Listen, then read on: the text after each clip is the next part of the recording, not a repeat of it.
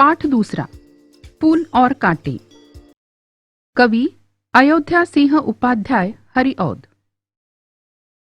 प्रस्तुत कविता में कवि ने यह स्पष्ट किया है कि मनुष्य विशिष्ट कुल में जन्म लेने से नहीं बल्कि अपने कर्मों से ही बड़ा बनता है।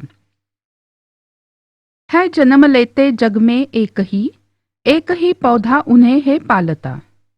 रात में उन पर चमकता चांद भी एक ही सी चांदनी है डालता।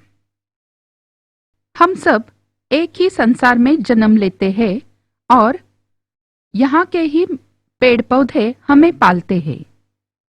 रात में हमें भी वही चांद दिखता है और रात में हम सब पर एक सी चांदनी वही डालता है। इस प्रकार इस संसार में सभी एक जैसे हैं, सभी समान हैं।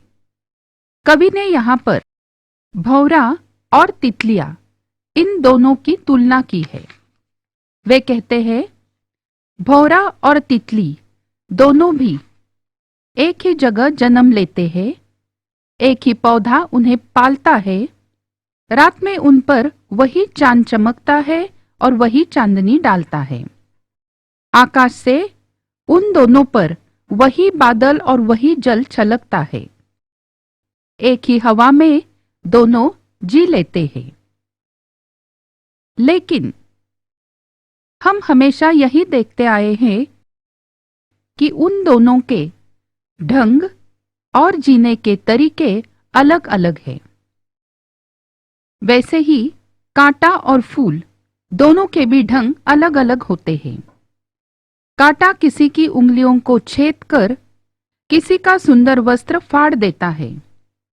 तितलियों के पर कतरता है और भंवरे का श्यामल तन छेद देता है। लेकिन फूल क्या करता है? फूल दोनों के साथ भी वैसा ही बर्ताव करते हैं। तितलियों को गोद में लेते हैं और उनसे प्यार जताते हैं और उसी समय भौर को अपना अनूठा रस भी पिलाते हैं।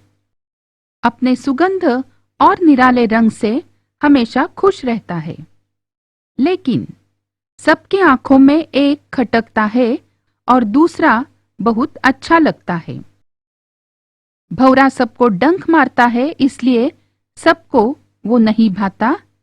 लेकिन प्यारी तितलियां सबके सिर को शोभा देती है। इसलिए कवि यह कहना चाहते हैं कि मनुष्य विशिष्ट कुल में जन्म लेने से नहीं बल्कि अपने कर्मों से ही बड़ा बनता है।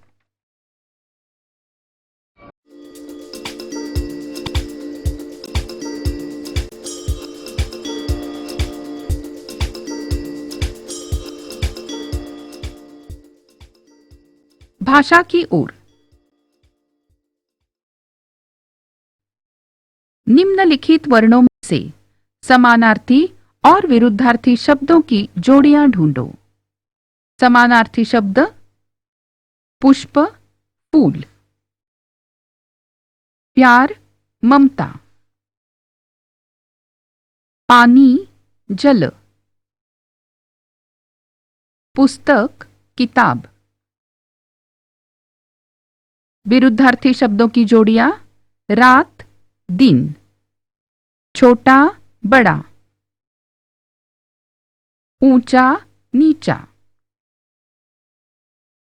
सफेद, काला।